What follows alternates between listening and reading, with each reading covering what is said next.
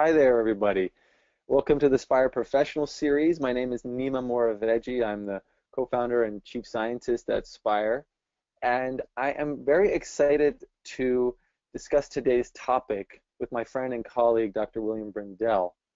The title of today's talk is Learning to Embody Leadership, which is an interesting title, a little bit different than the types of resources that we've been providing in this series to date. And I think the big difference here is that we're going to talk about something that we don't normally talk about, which is the workplace, and specifically leadership in the workplace. So, when we started Spire and up until now, we never treated work and life as two separate things, right? And whether or not your work is you or your client's work is knowledge management, or if it's leadership based, if it's management, if it's a secretarial, if it's physical, it really doesn't matter.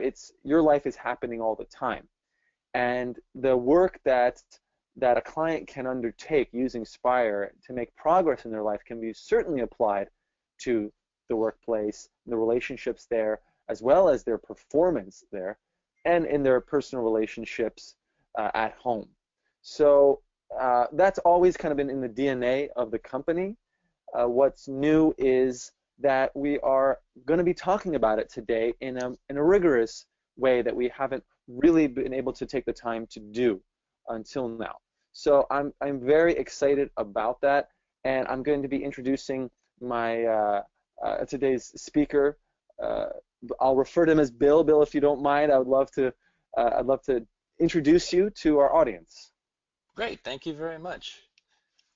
So, Bill, I met a little over a year ago now. He just kind of discovered our work through the professional program, and kind of said, wow, this is a really interesting tool for my research and my purposes. So he's a graduate of Columbia University, where he got his doctoral training, and is a pioneer in the application of mindful leadership in the workforce, and that is in publishing as well as consulting with companies around the world. He just came back from China and does work in his now hometown in the Twin Cities, where there's so many different companies that are operating, large companies. And at the University of St. Thomas, he is the co-director of the Project for Mindfulness and Contemplation, and as well as is the CEO and president of the Center for Ethical Business Cultures, which I'll invite him to touch upon. I think it's a really interesting organization, changing the workplace, and as a result changing the way companies work, and almost definitely the lives of the people that are in those companies, the way they work, their performance, their health as they do that, and of course is a professor in organizational ethics at the University of St. Thomas in the College of Business. So Bill, welcome, and I'm really excited about this conversation. Thanks, Nima.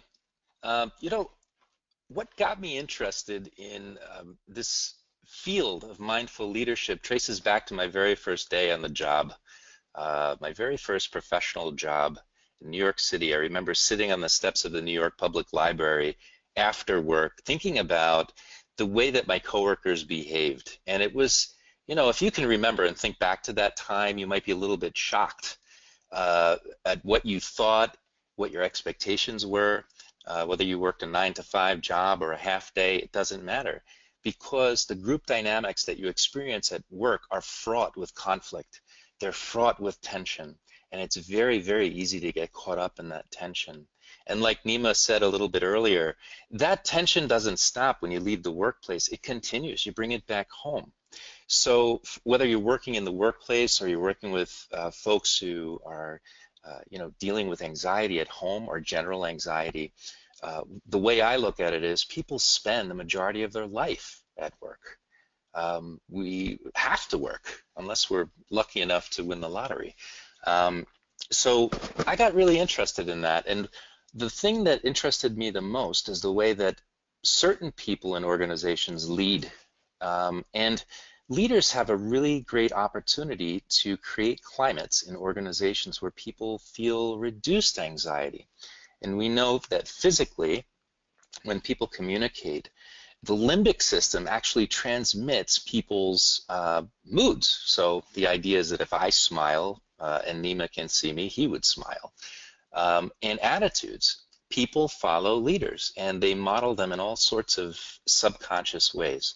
So what would happen if we could get a leader and teach them not just to act like a leader, but to actually be a leader? And in order to do that, what you need to do is something a little bit beyond typical leadership training and development. And we'll talk about that in a little bit. But to Nima's earlier point about the separation between work and life, there's a really famous leadership author, goes back, he's sort of the grandfather of leadership, and his name is Warren Bennis. And he had written a lot about leadership.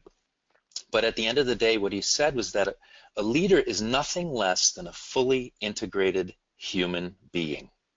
And I think that's worth pause. That is the combination of work and life. And that's where I work. So deep down, especially as the president of the Center for Ethical Business Cultures, I'm interested in influencing society by influencing these microcosms of society, which are really the workplace.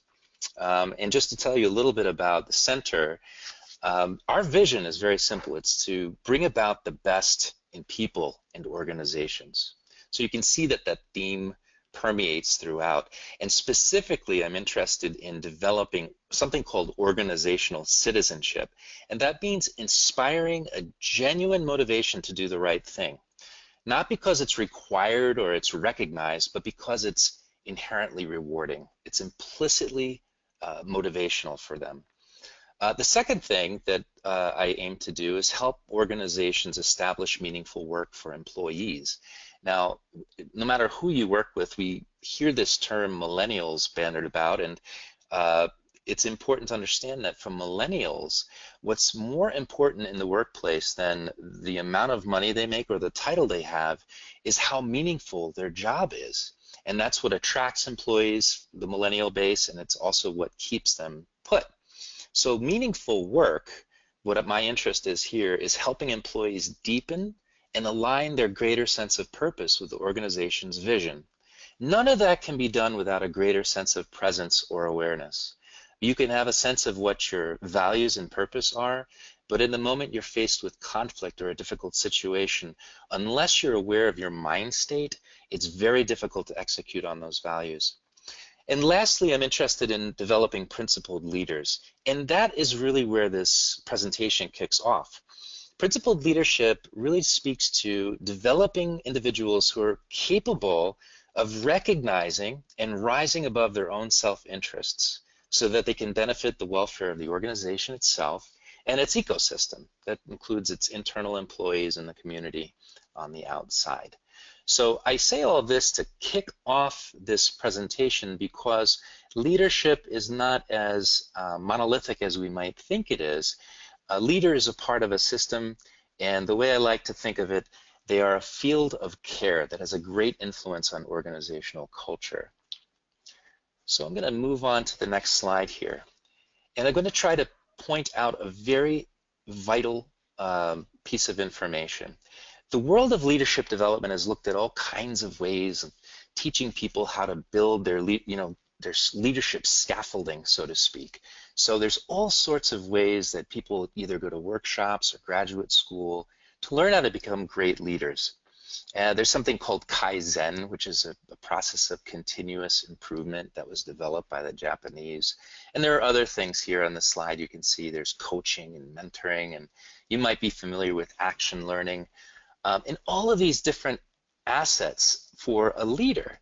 And you see there's sort of like a house of cards, because at the end of the day, the bottom card upon which everything rests is a leader's ability to be present and focused in the moment.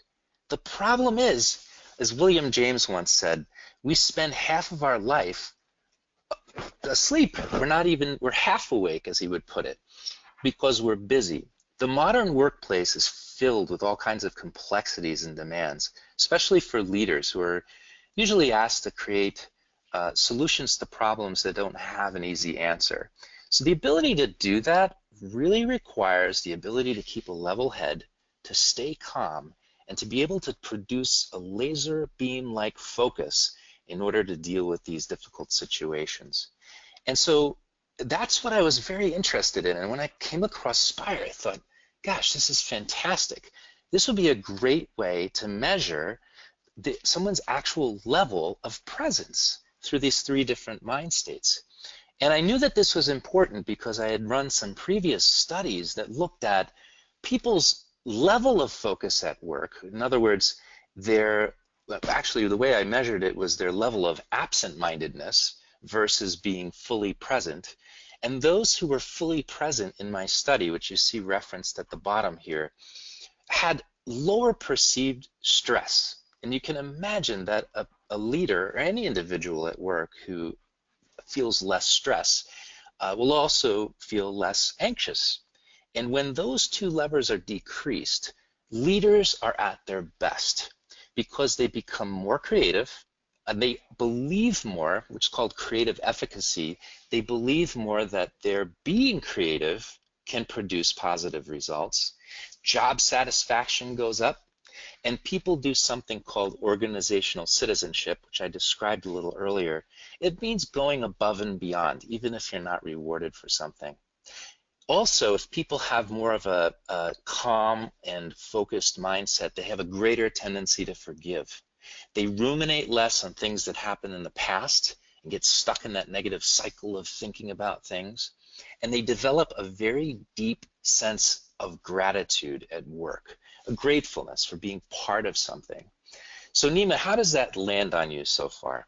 Well, one thing that comes up for me is that when I think about Spire and I think about, for example, the state of tense breathing and what that reflects, in this, when the breathing pattern becomes tense, so it becomes erratic, it becomes rapid, it reflects a fight or flight state, and the brain and the body is perceiving some kind of threat. So when the mind feels threatened, a lot of the things that you're talking about, it's not necessarily a time to be creative and to forgive, to be grateful, to be a selfless citizen, even when it's not rewarded. I mean, these kind of things, they're not something that your brain is in a survival state. So that certainly makes sense, and I think that what's powerful about the word focus. You and I were talking about this a while ago, that we in the Spire app we use the word focus, and it could have been named other things. You have presence, you have flow, you have basically a state where one is not threatened, but is also not completely relaxed and just kind of getting ready to go to sleep, or in a state of deep stillness, like reflection, which is healthy and which is great. But this is a state where you are here, you are engaged, but is that state where it's a fearless engagement. And so I just wanted to kind of clarify, when we use the word focus, it can mean a lot of things, but really they pointed to the same concept. I think that's a fantastic point. There's a lot of different words, and nomenclature is very important. And for those who are interested in introducing it in the workplace, like I do, you should tread very lightly on words like meditation, of course. Focus, or something that we call leadership presence, is probably more accurate and going to get you a little more traction. But at the end of the day, really for me, personally, what it's all about is that, and I'm going to show you how I set this up in terms of a leadership development pilot. What's ultimately important is that by wearing Spire, people get a little bit disoriented by learning how tense they are, just how tense they are, and in this fight or flight mode throughout the day. And what ends up happening is when you combine that awareness with critical reflection with other people, which is what this course is all about, people develop a sense of compassion. They realize that if I am this tense throughout the day as a leader, then my colleagues must probably be going through the same type of thing. Even if they put on a happy face, it's likely that they're tense, because I realize that when I put on a happy face, I'm still getting that buzz from the Spire device. So I think that's, in terms of a bottom line, creating cultures of care requires this level of awareness and compassion. But of course, you always have to put it into business terms. So when we talk about creativity, for instance, creativity is super important for business because it creates the conditions where the business can be innovative. And it's been stated that innovation is the only sustainable competitive advantage an organization has. So if you can create cultures of compassion and creativity, you're creating a culture ripe for creating leaps in market value for that organization. And that's why organizations like Google and Microsoft and GE and General Mills, and the list goes on, and I've written about this, they are all investing in mindfulness at work, meditation, yoga, all of these disciplines that increase focus or awareness. Yeah, it's interesting that a lot of those practices, often when we think about them, it's really about stress reduction or stress management. But these companies, they're not investing in it purely for that purpose. It's really also to train people to be able to not become paralyzed when inundated with information or when looking at competitors or planning and thinking, what our strategy should be. Instead of becoming paralyzed, being able to know when perhaps this paralysis or anxiety or stress is occurring so that we can do something about it, step back, step out, lean in, change our state of mind so that we can break through to what's beyond that, which is potentially a contribution that can be made at work, an interesting question that can arise that's non-obvious that can perhaps open a line of inquiry up. So, it's very much an investment in performance and in the people and their health. I mean, and these two things being so tight, health and performance, go hand in hand. Yeah, it reminds me of a quote by Benjamin Franklin that says, it goes something like, live well by doing well, so that you can be both profitable at work, but also experience a sense of well-being. And it's really interesting and eye-opening that organizations are beginning to realize the costs that are associated with things like absenteeism and the amount of productivity that's lost because people are too stressed out. I developed my own first ulcer in my early 20s and thought I was just about invincible, but the body catches up. And in addition to absenteeism, there's on-the-job absenteeism. That's where someone is so tense and stressed out, and listeners might be able to relate to this, that they shut down or enter a state of utter abeyance. There's also some links to turnover. But the most important value add of using this sort of thing for leadership development is that it increases something called the employee value proposition. It's a fancy term, but what it means is that if I am applying to a workplace and I have two great options, and I am looking at one that pays more money than the other, but I realize that the other one cares enough about its employees to utilize something like Spire, I, being top talent, am more likely to work at that company. So Spire and leadership development together is a fantastic way to increase an employee value proposition for a company. So I think what we can do next is jump right in, if it's all right, Nima, to our Emerging Leaders pilot program with Spire, so I can at least give a little insight into how I actually married the two. So less than a year ago, I worked with the University of St. Thomas, which is where I teach and do research as well. There was an organization talent review that looked across the organization at emerging leaders, people who showed the type of skill and talent and good attitudes that you would associate with someone who could grow into a potentially fantastic leader.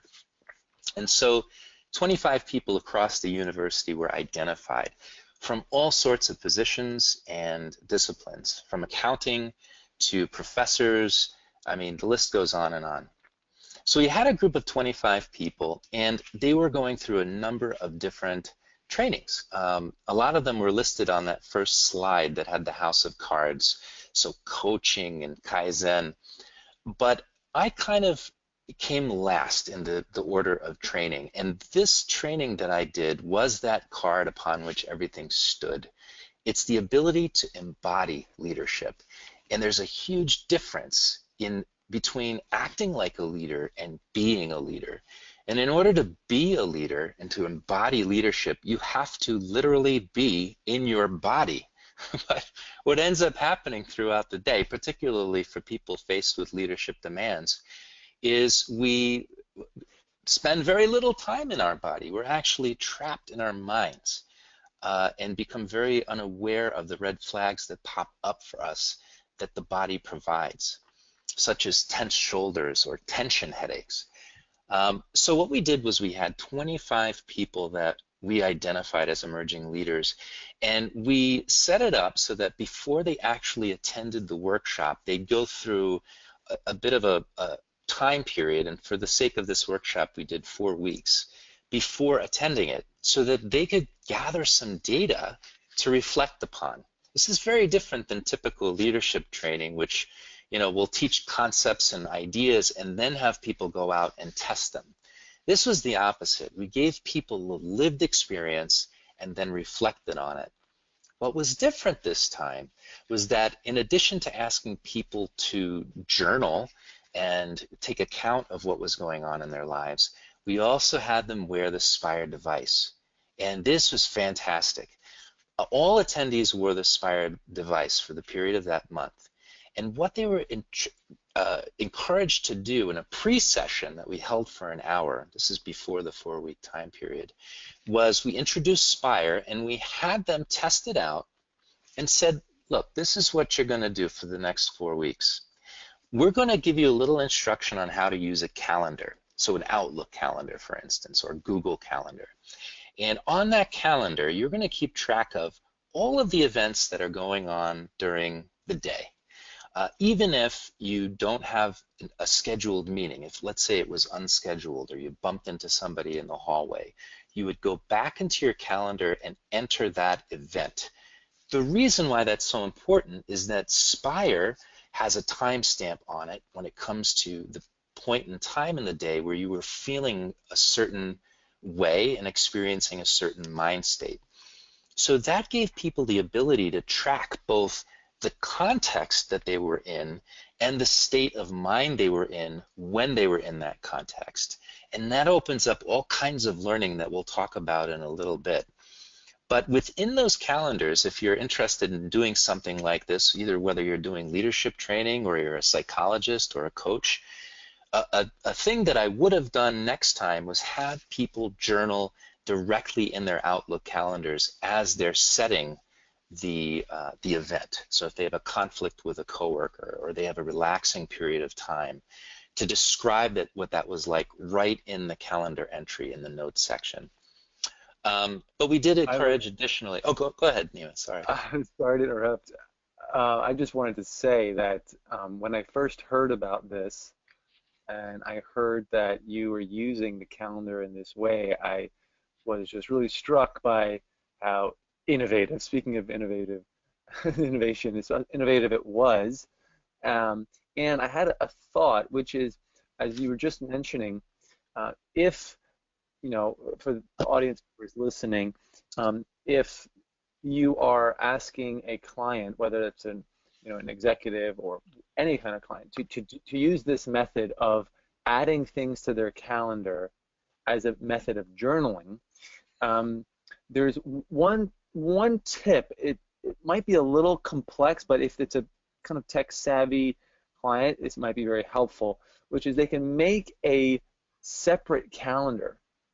Often with any calendaring software, you can have a work calendar and a personal calendar, or even for a particular team, they can have a calendar, and they're all shown on the same calendar, just in different colors. So you could have a calendar that would be specific for this journal. You could almost call it, journal calendar. And Mm-hmm. there you could add whatever notes you wanted to, and you could make sure that you didn't share that calendar with anybody else, and only Spire would see it. And so it'd be a way to keep it private and be as detailed as you wanted to. That's a really fantastic idea. I hadn't even thought of that. And even if somebody doesn't have the knowledge to do that for some reason, they could always probably mark it as private. But if not, I think it would be neat, in particular for a deeper dive, particularly for coaches, executive coaches, or even counselors, to have that separate sort of calendar where you can really add things, maybe even color code them. So when you do an entry for a tense exchange, you make that entry red, so to speak. I know that's kind of a way you can use calendar, but that's fantastic. I love that idea. Um, I want to mention something that I think is really important, and that is that when we think about, when I originally thought about Spire, I remember coming across an article about it and thinking, gosh, this is just genius because it's discrete, you can hardly see it, it's based on sound scientific studies, and I thought about it in a very individual, sort of selfish fashion. I thought, you know, I'm going to get one of those and I'm going to try that, and maybe that'll help with my tension headaches, which it did, by the way. Um, and this is an important note, and that is that I meditate regularly, but there's something different about being buzzed, getting that buzz on your hip during the day to tell you that you're not awake, aware, calm, whatever you want to call it. But there's a big difference, I think, between looking at this as an individual type of endeavor, or even like a one-on-one endeavor where you might have a coach, and doing it as a group. And if you think about any group type of therapy, so if you think of like Alcoholics Anonymous, for instance, the power of that is that the sense of solidarity that you create with other people who are going through this sort of tension is something that actually encourages transformation. And I'll talk about that a little bit later. But for now, I don't want the listeners to think that this is just sort of some individual type of thing, because later on, let's just sort of forward to the next slide here. Later on, when we get everybody back in the room and they have their months of tracking done and their calendar, their journals all filled out, the power of this is when they sit down and they reflect together in a very honest and open fashion. And I can tell you that even though I was generally excited about using this and had some great expectations, my expectations were literally blown away.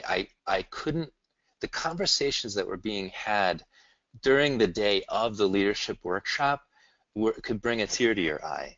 And really that was because people were realizing that they were spending broad swaths of their day in states of tension. And when asked if that's what they wanted to do during the day, if that's how they wanted to spend their day, and they said, of course not, that's not how I want to spend my day, what we found was there was a sort of space between recognizing that you're tense and making the conscious choice to take a deep breath or do a boost. And that doesn't come easily to people. And by talking about it together, we talked about what does it take when, for instance, you're buzzed and Spire's telling you you're stressed. As one of my participants said, I was stressed out and Spire buzzed me and I said, I know I'm stressed out. Why are you telling me I'm stressed out, right? So what is it that gets somebody to make the conscious decision to say, you know what, I'm going to do a boost? I think what it is, the power here, is looking not only at one buzz or one day, but at an entire month of tension, for instance, and seeing that this is actually damaging my life. These are not just one-offs. And that realization was shared by virtually everyone in the session. And if it's helpful, I actually, when I see that this says leadership development sorts of questions, I think these questions would be good for just about any professional working with a human being. So the first question that we asked in the group's reflection setting was, were you surprised by any of the results? And one of the neatest things that came up was that some people could not make the distinction between when they were focused and when they were tense. People actually lost the ability to see that line, and it sort of blurred. So if you ask them and they said, well, I was really focused on something, the truth is that their body was actually experiencing something quite different, and it was tense. And the power of this, and I want to be very specific here, is that it can actually train us to get back in touch with our bodies. We actually forget what real focus feels like, or flow, as Nima put it before. So that was a really big surprise for people. That's a What do you really Yeah, I good was going to point. ask what you think about that. Yeah, and I tell you, Bill, I'm enjoying the conversation so much, and I don't I hate to interject, but I would love to just kind of add a couple points that I think will be Please. valuable. One is that we use this word vigilance Mm, as a word that means, when people are confused between focus and tense, I feel really focused, right? I am focused, and because they're working on something, and probably they are, in a way, they are focused, right? They're doing something, and they're working on it. So it doesn't really make sense to say, no, you weren't focused. You might say, well, yeah, you were focused at some level. Was it a kind of vigilant focus, which is, mm, again, not a negative thing. These aren't judgmental kind of labels, but rather it's a distinction to say, okay, maybe you are vigilant in this kind of tense focus. What does it feel like when you're focused without vigilance, without mm. fear? What does that feel like when this is a kind of open and relaxed engagement? What does that feel like? And is there any benefit in that? And then the conversation it can continue as like, oh, that's also interesting and whatnot. And also, I just wanted to to remind the audience about a couple of things that you mentioned, just to make it really crystal clear. One is that because I think for so many of our professionals, even people who are using the clinical protocol that we provide, I think that the number one way that a client uses Spire, in terms of how the frequency of use, is the real-time notification, no question about it.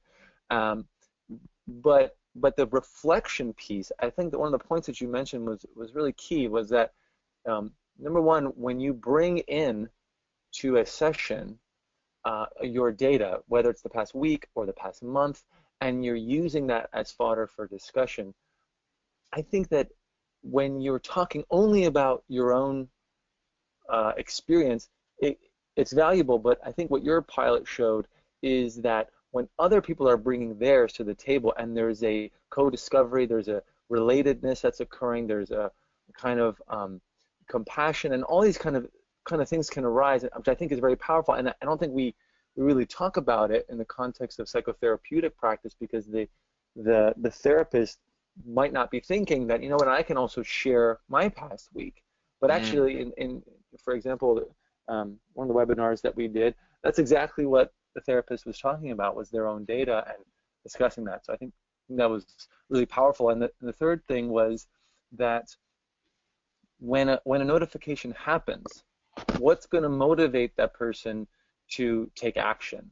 I think what you said is really interesting, which is the in that moment we may be completely kind of lost in the overemphasis of how important that moment is. I don't have time to take a breath. I don't have time to do a boost. I Mm. don't have time to do the green move. It just is what it is. But when you have that data, when you have the trend data over time, then you can be reminded of, well, actually, this is an opportunity to take a baby step to reverse a trend, or to interrupt a cycle that doesn't take much to interrupt, but is happening right now. This is that opportunity. So the data can provide the motivation. Absolutely. And I just want to add, like the inverse is also, let me put it this way. Once people realize what you're saying, Nima, that this is like, oh my gosh, like this is pretty serious. This has been going on a while. It's not just this singular moment that I'm stressed. This is like taking over my life. Right. What another thing that can happen is that as was the case with this course, is that a few of the participants became a little competitive about their states of calm. And if you see those bars in the middle, that middle smartphone there, the set of dates at the very top, they were comparing and saying, "Well, look, I got better. My tension went down, and my my calm went up." And what happened after the workshop was probably more interesting than what happened during it, and it was the discovery that for those who continue to use and wear Spire, that even when their calm went up and their focus went up and their tension went down, they were surprised that they were getting just as much work done, if not more. And one of the biggest objections that came up during the actual workshop was, well, if I'm doing a boost and I'm relaxing, am I really getting anything done? And I think that the lesson here is that probably the most productive people are the ones that can work efficiently throughout the day. And I don't mean multitasking. I mean efficiently in terms of maintaining a stasis or a healthy mindset throughout the day. One of the things that, this is a story that came up over and over again, was that people would hit the ground running during the day. They'd grab their coffee, they'd jump into their to-do list, they'd start banging away at their work, and they got to about noon, and then they were basically worthless the rest of the day, and sort of in a spaced out state of mind. So when people began playing with these boosts and getting these buzzes, they realized they could get a lot more done. So I just wanted to mention that there is a little bit more of a competitive feature, and if you are doing this, there's a state and time after the workshop or the intervention, whatever you want to call it, where people begin to have these insights that they're getting just as much done, and sometimes they have creative ideas about how to get things done more wisely, so that instead of working harder, they're doing it in a wiser fashion. So if you look here, the second question that I asked is, what did biofeedback or the buzzing do for you in the moment? Were you able to shift your mind state? I think about close to 40%, maybe 50% were able to do it after the first month. I thought that was really impressive. And we talked about why and how. One of the biggest reasons people said they were able to do it was because they had the realization that they couldn't afford not to do it, that it would actually create more conflict, make things more tense. And I'll give you a particular example. And just think about for the audience, just think about your own life. I guarantee it, you can probably think about at least one person who's a pain in the neck in your life.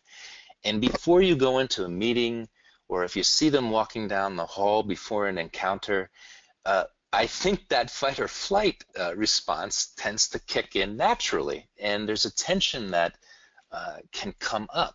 So when you do this type of work by pairing calendar and journaling together, you can see how people are able to put a story behind their learning, right? So the story might be, I have a coworker, on Tuesday I had a meeting with them. I noticed my tension leading into the meeting. I think that's probably one of the first most important steps, which is just noticing you're tense. Or I noticed that I was calm, but as I got halfway into the meeting, I received a buzz, and that helped me notice that I was tense. And so what I did was shifted my attention to my feet for a moment, or just listened to my breath for just a few moments. This is all very powerful stuff. The third question is, what were you doing, who were you with, and how did you feel when you were most calm, focused, and tense? Here's another really interesting thing. People learn that in addition to practicing having or sustaining a more calm mind state in a particular context, that they could actually control their context by welcoming people into their lives who had a healthier relationship with them at the workplace. So I'm thinking about perhaps a psychologist who's working with, or a counselor who's working with a person who has a significant other who's actually mentally abusing them. This could be the impetus for understanding that this person in my life is the one thing that stands out as the most stressful thing. So I could either learn how to stand in a new relationship with this person so I'm less stressed out, or I could leave this person altogether, or surround myself with different people. So I thought that was a very interesting thing that came up. And finally, what if anything has changed for you since wearing Spire? And that really goes to the next slide. Let's see here. Yeah, what changed? And we got a lot of feedback on this, and probably what your eyes are going to first is that chart on the bottom of the page. Now, if you haven't played with this yet, it is fascinating. I can't get enough of it. It's this professional dashboard, and I know, Nima, you might want to talk a little bit more about it, but if you see in the right-hand corner where it says calm, focus, tense, and activity, there's something really special about seeing how those lines change over time and whether there are any inverse relationships, which in some cases there are.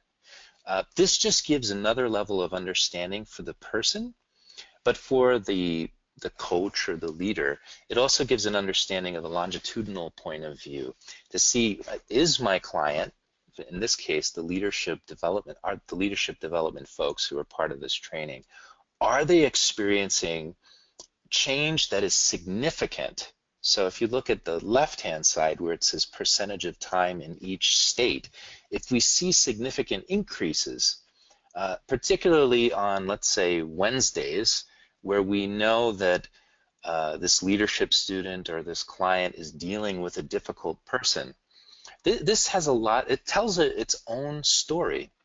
But the two big things that changed for participants fell into buckets of relationships, just everyday relationships, and their understanding of what leadership is to begin with, right? So here's a great quote from one of my participants about what she learned about relationships. She said, "I'm more intentional in my interactions with colleagues. I'm also more intentional with clients. I find myself really connecting more deeply to their passions. I also work harder at listening without any regard for what I may say next. This is a nice change as I am more immersed in listening." And the way I would categorize that is that this woman, who's a fantastic woman, is more immersed in life itself, being present with others. The workplace can be a really enjoyable place to be. And there's something really important about listening when it comes to leadership. The second quote, and then I'm going to kick it over to you, Nima, is about her understanding of leadership. She said, "I try to be more fearless. I love the idea of letting go, letting come, and creating. It seems to make all of my situations more spacious and creates endless possibilities." We talked more about this during the workshop and afterward, and what she meant by that was feeling boxed in. And if you've ever felt that feeling, it can feel really suffocating to the point where you experience a sense of dread when you're driving or commuting to work. So what would a workplace look like if we could create more space and people enjoyed the idea of what she calls endless possibility at work? So how does that all land on you, Nima? Yeah, well, there's a couple of things that come up. One is that I think that I'll try to be the voice of perhaps some of the audience questions that may be coming up at this point, which is something like, in a workplace environment where people are trying to make sure they're making progress on the right way, very task-oriented, perhaps very transactional, the notion of in a moment, there can be a sense of either a very fixed mindset where this has got to go this way, this conversation and this interaction can always is this certain way, and I'm going to be fixed about it, versus the endless possibilities that this second quote speaks to. And I think that often people feel like, well, I can't do that kind of thing at work. I can't think about endless possibilities at work. I got a deadline ahead of me. I think that tension, we all know there is a way to have both, right? To make progress and to hit deadlines and to be kind of achieve our goals, Mhm. while ensuring that we are sensing when our mindset is perhaps narrowing us too much, or is coming from a place of negativity and so on. So I'm just kind of curious from your perspective, what do you think about that perhaps common feeling of, well, that's great, but that's not for my work, right? Or that's not something I can do at work, or maybe I feel too much time pressure to do that. How do people get kind of beyond that way of thinking into a place where it's like, actually, if I do open up a bit, let go a little bit, I will actually be more productive. I will actually be more creative, which actually will be more beneficial in the long run. But in the short-term, short-sighted kind of mindset that we all kind of dip into, um, that we embody that so much. What do you think about that? I am so glad you asked that question, Dima, because this is really the holy grail of leadership development, which really, as I said in the beginning, is about becoming a fully integrated human being so that people can be influenced and inspired by you to rise above their own self-interests. And what I say, the reason I say that is because um, we're all subject to this commodification of each other, where when we have a conversation with one person, for instance, there's something we've got to get out of them, and there's something they've got to get out of us, and we just don't have enough time in the day to have a relationship. But the truth is, the way that you influence people is not about making transactions. It's about being fully present. So if you want to inspire somebody to rise above their own self-interest, whether it's the money they make, or not wanting to stay a little later at work, or whatever you want to call it, relationships are the key to that door. And you cannot break out of that commodification mindset, getting this for that quid pro quo relationship mentality. I won't say you can't, but it's extremely difficult to do unless you loosen up your state of mind. So in a nutshell, in order to create a new mindset, you need to become more aware of your mind state and be able to access that. So relationships, the proof is in the pudding, of course. So it's a little bit of the chicken and the egg, where if I say, if you do this, your relationships will improve, and therefore you'll be able to influence more people, etc. It's really hard for people to take that at face value. But the beauty of Spire, Nima, and I'm sure you know this already, is that it takes nothing. You just clip it on. There's nothing to do. And all you need to do is, when it buzzes, right? And you feel that long buzz, and you know that it means you've been tense for about 5 minutes or so. And you know what? At the very least, take a deep breath. Get out of your head. Look at the face of the person that you're talking to. Notice the features on their face, and begin to flex those muscles of focus that you have. And on the other hand, the thing that Spire does, which I like because it's sort of a positive and uh, you know, uh, negative sort of reinforcement. The positive side is, besides the long buzz that says, "Hey, you're tense," take a breath. The positive is that sort of uh, buzz, buzz, buzz that tells you, it's like the attaboy or attagirl, you are focused. Good for you. Sustain that. That takes virtually nothing but clipping it on and remembering to charge it the night before. So does that make sense, Nima? Yeah, it really does. And as far as this graph goes, you mentioned the graph, and one thing I wanted to mention for the practitioners out there is that when you're looking at trends, this dashboard is, admittedly, it's in beta, it's kind of a first version of it, and that we, based on discussions like this and with so many other professionals, we want to make improvements, and we have kind of a whole list.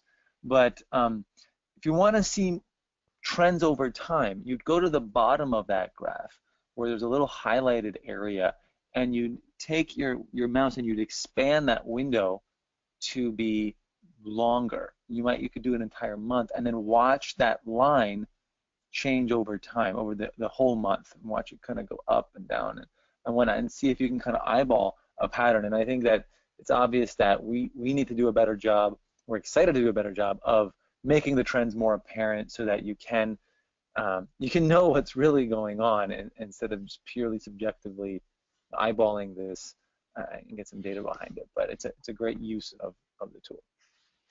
Yeah, I think that the more representations, the better. People have different learning styles.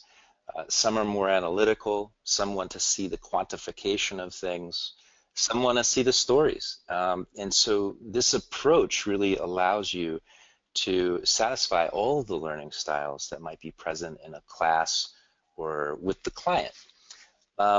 So I'll tell you what, why don't we go to this next to final slide, which talks about key learnings, because you and I had talked about putting something together like this, and I thought, what a great exercise this would be to think about the fundamental things that I learned.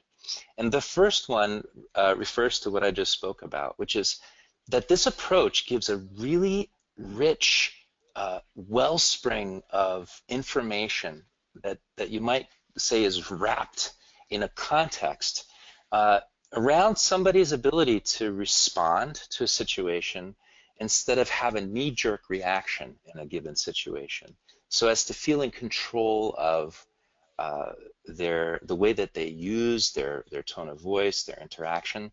But the beauty is that it's rich because it combines their subjective experience, and that's the calendar journaling we talked about earlier, with their objective experience, which is that biofeedback calendar. That second bullet point there speaks to the way that participants in general just loved mapping their attempts at being mindful. So they would go back to that period in time and say, well, you know what, I remembered I was in that meeting and I got the buzz telling me I was tense, and I tried to be calm. I tried to take a deep breath, but then I got the buzz again. And so they really just, it was almost like, to put it like this, it was almost like a gamification of their life. And so some of them found it quite enjoyable, especially some of them got a kick out of what it meant for dealing with that one pain in the neck coworker that they have, and looking at the way that their mind states fluctuated and how they could control them. A third thing, which I'm going to give two different words. There's probably two different ways to put this. One is disorientation. So in the world of adult development and adult learning, which is what leadership development relies on, we call it disorientation. But in psychology, I realize that it's often called a trigger. So whether you want to call it a trigger or a disorientation, whatever it was that caused somebody to really say, caused them pause to really look at their assumptions. I apologize, I'm skipping ahead. It actually created the impetus to actually reflect on what their assumptions were in the moment, the tension that they experienced during the day. But what we talked about a little bit earlier, which I think is the most important, is seeing the cumulative effect by looking at the entire calendar. That, I believe, was the most disorienting thing. And lastly, on a positive note, being able to reflect with others, I think, and I don't have anything to compare it to because we didn't run a coaching pilot, but I can tell you that getting people in a room afterward to talk about their experiences created I put solidarity in that bullet point, but I would also add a camaraderie that created this sense of we're all in this together, and we all are human, and we have our foibles, and this is going to take some time, and we're never exactly going to get there.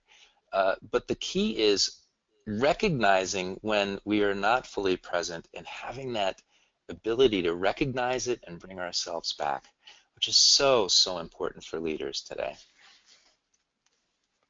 Absolutely. And thank you so much, Bill. This has been really insightful. I think the you were touching upon as using Spire as a tool for genuine introspection and for really a tool for growing and learning and living. And as you mentioned, it really never quite getting there, but that's really about the journey and Yes. how genuinely we take that on and we take those moments, the importance of these moments. And for leadership, it really becomes important, but of course it's important in our personal lives as well, in all of our relationships.